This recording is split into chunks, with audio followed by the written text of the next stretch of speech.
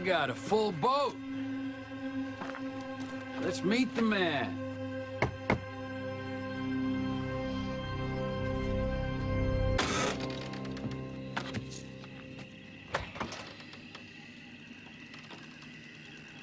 Pissing our pants yet? Here goes. Pay attention.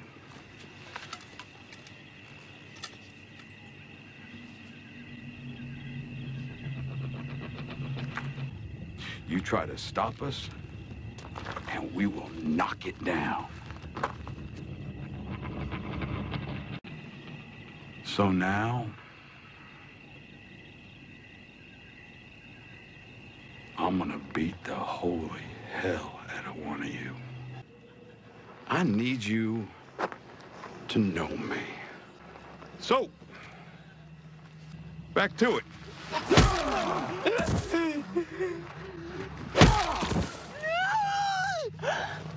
Parmi tous les héros de la licence Walking Dead, s'il y en a bien un qui fait partie des favoris des fans, c'est bien Glenn. Ce personnage qui fera son arrivée dès les premiers épisodes de la série, et qui est la troisième personne dans cet apocalypse dont Rick fera la connaissance, après bien évidemment Morgan et son fils Dwayne, il est impensable dans la tête des gens que ce personnage finira par mourir. On sait que dans le comics, Glenn meurt sous les coups de batte de Negan. Donc, beaucoup de fans attendaient bien évidemment la mort de ce personnage. Mais on sait également que la série s'est relativement éloignée des comics, donc certains pensaient que Glenn pouvait avoir un sursis. Il faut reconnaître que la mort de ce personnage a été un énorme coup dur pour beaucoup de fans, qui ont malheureusement déserté la série depuis l'épisode 1 de la saison 7. Alors bien évidemment, beaucoup de gens ont quand même continué à vivre sans lui, sans ce personnage qu'on aimait tant, malgré le fait que Negan fut dans un premier temps le personnage le plus détesté de la série, il fait partie maintenant du top 5 des personnages les plus appréciés des fans de Walking Dead. Ce qui est assez paradoxal et impensable lors de son arrivée en saison 7. Mais si toutefois la mort de Glenn est quelque chose qui a heurté la plupart d'entre nous, qui en a choqué plus d'un, et qui est certainement la mort la plus choquante pour les fans, il y a malgré tout au bout de toutes ces années une question qui nous reste à l'esprit. Qui est responsable de la mort de Glenn? C'est ce que nous allons voir dans cette vidéo. Salut à tous et à toutes, bienvenue sur la chaîne de Sam Movie Show.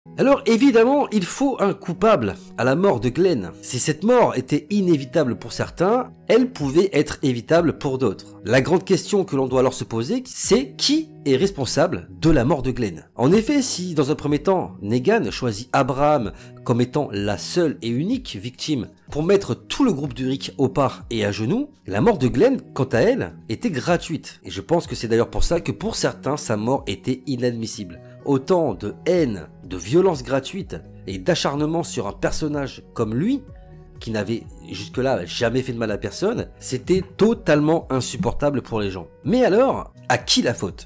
Dun, dun, dun, dun.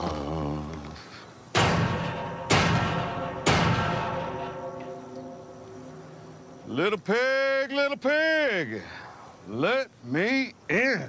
Alors je vais pas beaucoup me mouiller si dans un premier temps je vous parle de Negan. Évidemment, qui d'autre que le bourreau de Glenn pourrait être responsable de sa mort? Il est évident que Negan paraît le principal fautif. Mais revenons sur les raisons qui poussera Negan à capturer le groupe de Rick dans un premier temps, à faire d'Abraham sa victime, puis dans un second temps, faire perdre la vie à Glenn. On le sait tous, ce qui a poussé Negan à réagir comme ça, c'est ce qui s'est passé avant. Autrement dit, le fait que Rick et son groupe aient attaqué Negan, et de manière pas très catholique, mais on aura l'occasion d'y revenir au cours de cette vidéo. Donc Rick et son groupe vont attaquer bien évidemment les sauveurs. On pourrait penser que c'est d'ailleurs eux qui attaquent le groupe de Negan en premier et que Negan ne fait que répliquer. Bien évidemment, on sait que le groupe de Negan avait déjà attaqué Daryl, Abraham et Sacha, sauf qu'à l'époque, ils ne savaient pas que ces gens-là faisaient partie du groupe des sauveurs, donc le groupe de Negan. On ne peut pas considérer que ça compte dans l'équation. Negan ne fait que répondre aux attaques d'un groupe qui eux-mêmes l'ont attaqué. Alors, est-ce que Negan est vraiment responsable de ce qui se passe à ce moment-là? Est-ce que Negan est vraiment le responsable de la mort de ces deux personnages lorsqu'il met à genoux le groupe de Rick? J'ai beau me creuser la tête, je ne fais que penser à une chose. Et la question est la suivante. Comment auraient réagi Rick et son groupe si c'est l'inverse qui s'était produit? Alors, bien évidemment, Rick n'étant pas aussi barjot que Negan, il aurait certainement pas mis les gens à genoux pour tabasser l'un d'eux gratuitement à coups de batte de baseball. Non, il se serait juste contenté de les attaquer, de leur tirer dessus et de les tuer. On a rarement vu Rick volontairement faire souffrir des gens, à part bien évidemment certaines exceptions. Donc, Negan, bien évidemment, reste en fautif idéal. Mais pour moi, il n'est pas seul et unique responsable de ce qui se passe à ce moment-là. Si Rick et son groupe n'avaient pas attaqué Negan, peut-être que tout ceci ne serait jamais arrivé. Alors on peut toujours tergiverser en se disant que Negan et les sauveurs connaissaient déjà Alexandria et que tôt ou tard ils seraient forcément venus les soumettre à leurs lois. Et on le sait notamment lorsque Carol s'enfuit d'Alexandria et qu'elle tombe sur les sauveurs. Les sauveurs font référence justement au fait qu'ils connaissent Alexandria. Alors la question que l'on peut se poser, c'est que est-ce que malgré tout ça serait arrivé d'une manière ou d'une autre? Mais on va passer maintenant au deuxième suspect de notre liste. Take a damn look!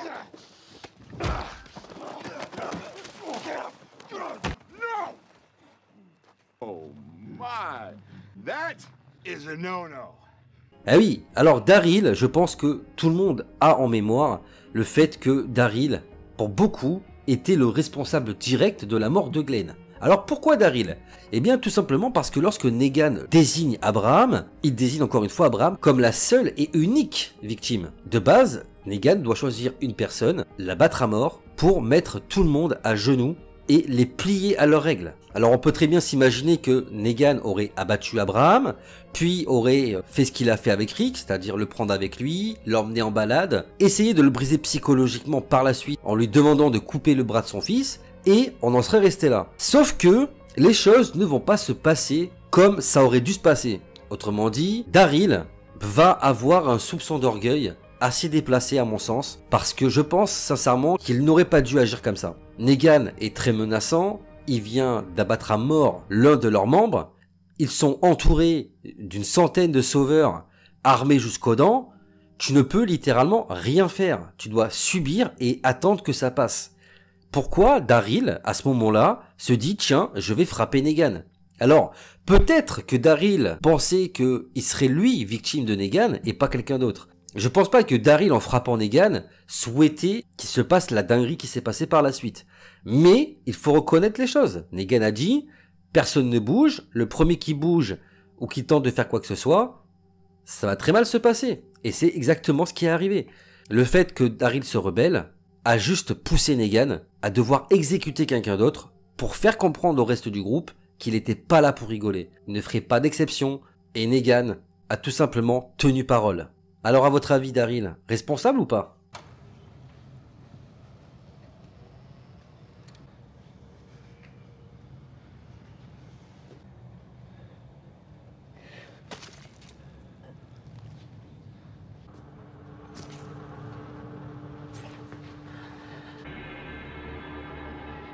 En troisième place, j'ai décidé de mettre Glenn. Alors oui, là vous vous dites, comment Glenn pourrait être responsable de sa mort alors qu'il était à genoux et que, il a rien fait de mal. Alors bon, dans les faits, il tente vite fait de se rebeller quand il voit que Maggie, qui est enceinte, se retrouve à genoux et que possiblement derrière une mort peut l'attendre.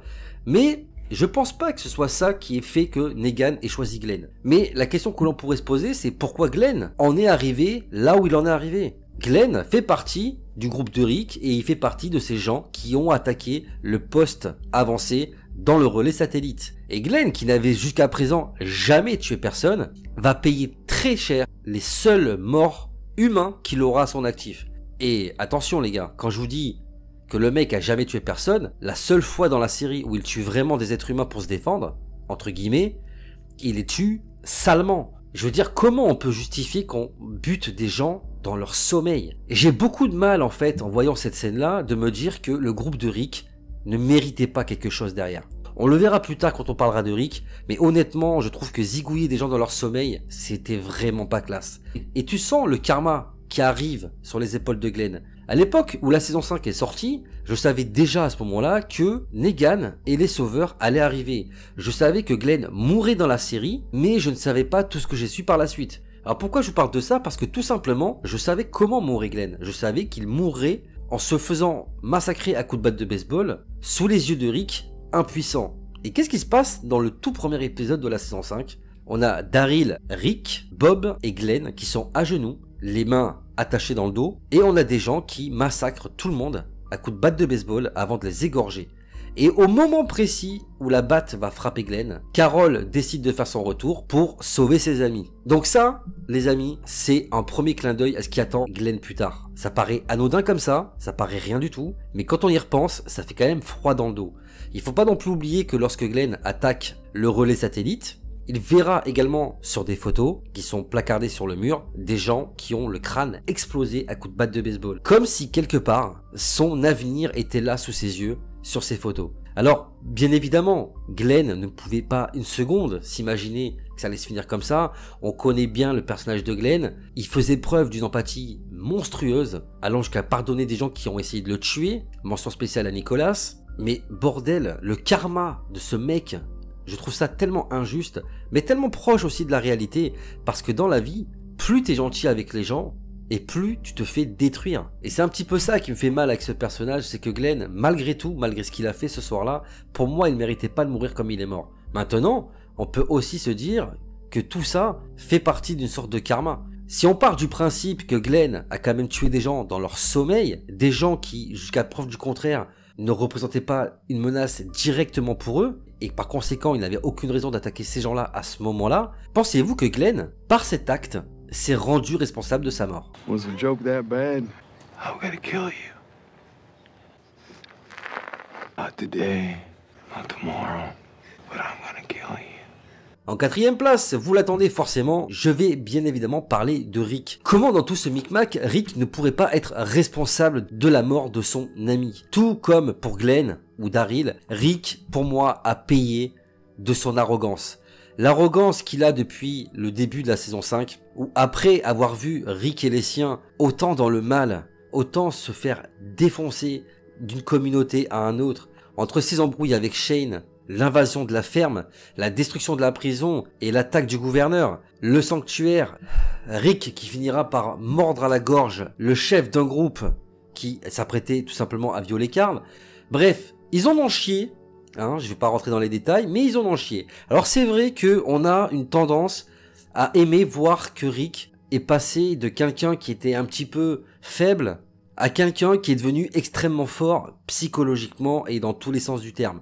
Mais il faut reconnaître que Rick commençait un petit peu trop à se sentir pousser des ailes et qu'il avait peut-être besoin de redescendre d'un étage. Bon, je réitère ce que j'ai dit, je pense quand même que Rick et son groupe sont entièrement responsables de la mort de Glenn.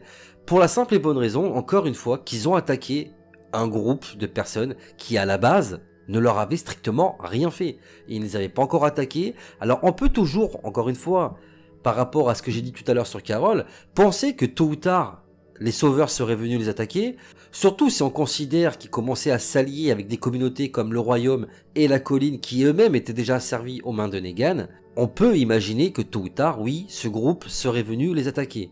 À ce moment-là, il est vrai que Rick ne savait pas que Negan et les siens étaient aussi nombreux, et qu'il n'aurait absolument pas le dessus avant de rassembler beaucoup de communautés pour pouvoir y venir à bout.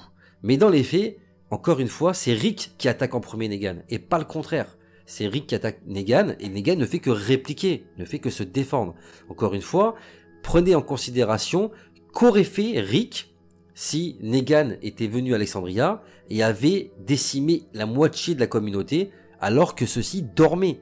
Je sais pas si vous vous rendez compte, encore une fois, de la dinguerie de ce qui s'est passé dans ce relais satellite. Pour moi, cette scène était aussi choquante. Même si on savait que c'était un groupe ennemi, je trouve que c'était quand même dégueulasse d'aller assassiner des gens pendant leur sommeil. C'est pas du tout digne. c'est quelque chose qui, selon moi, est quand même relativement très lâche.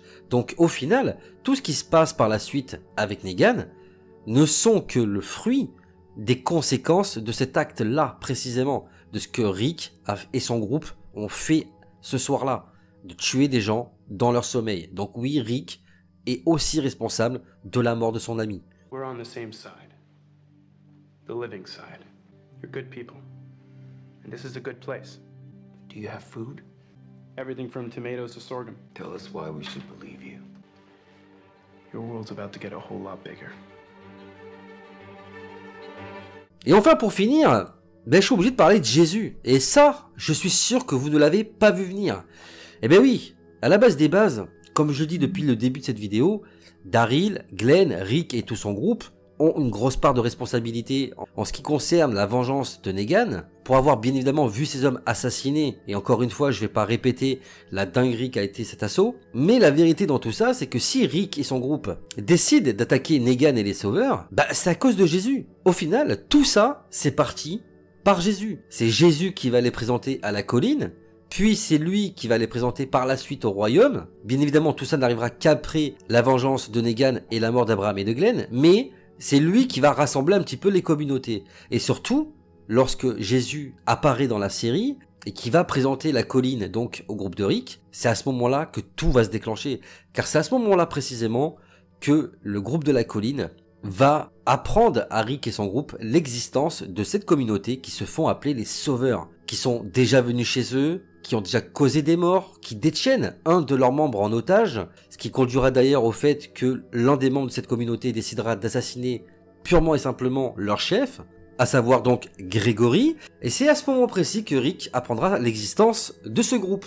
Alors forcément, tout à l'heure j'en ai parlé, c'est vrai que Rick, à ce moment-là, fait preuve d'un excès de confiance hors du commun, avec tout ce dont il a échappé jusqu'à présent, et tous les groupes qu'il a dû affronter, que ce soit le gouverneur et Woodbury, le Terminus, le groupe Dojo et j'en passe, il a aucune raison d'avoir peur à ce moment-là. Il se dit simplement qu'on va se débarrasser d'une communauté ennemie, à des gens qui sont potentiellement nos amis, et dont on va pouvoir tirer des bénéfices en faisant du troc. Alors, la question que l'on peut se poser, c'est qu'est-ce que vous auriez fait à la place de Rick à ce moment-là? Est-ce que vous aussi, vous auriez au final essayé d'aider ces gens-là en attaquant un groupe que vous ne connaissez pas, sans savoir vraiment où vous mettez les pieds? Faut reconnaître que bon, même si Rick, jusqu'à présent, a survécu à grand nombre d'attaques de la part d'ennemis, ça ne s'est pas fait sans rien, sans dégâts, sans dommages collatéraux. Beaucoup de ses amis sont morts durant ces attaques. On a perdu Andrea, on a perdu Dale, on a perdu Bob,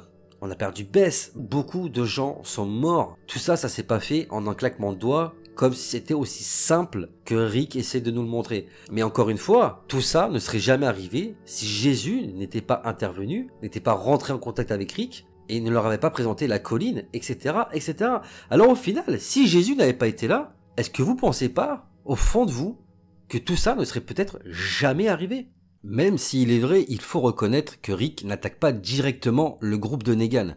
Il va d'abord rassembler la communauté d'Alexandria pour leur demander leur avis. Et à part Morgan, qui est le seul à avoir l'esprit clair dans tout ça, et de décider de ne pas attaquer directement Negan, mais plutôt d'aller leur parler, donc parler à Negan et aux sauveurs, c'est tout le reste de la communauté qui décide que oui, il faut attaquer Negan pour par la suite profiter des bienfaits de ce que pourrait apporter une collaboration avec d'autres communautés. Tout ça pour vous dire qu'au final, ce n'est pas juste Rick qui décide d'attaquer le groupe de Negan, mais c'est bel et bien l'ensemble de sa communauté et des autres communautés qui décident de le faire ensemble. Alors pour conclure cette vidéo, qui est vraiment responsable de la mort de Glenn? Negan?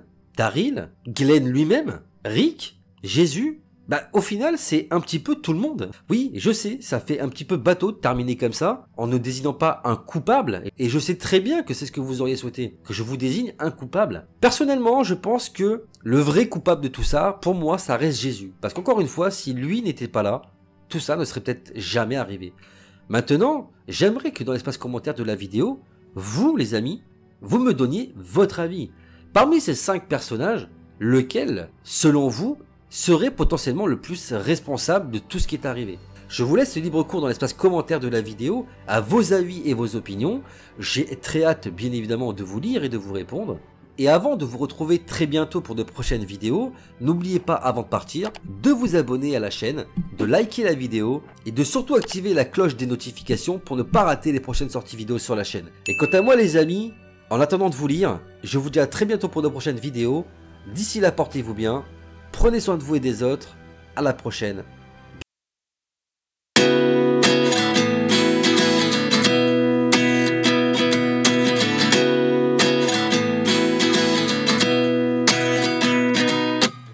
At 29 and I find myself wondering what did happen to the last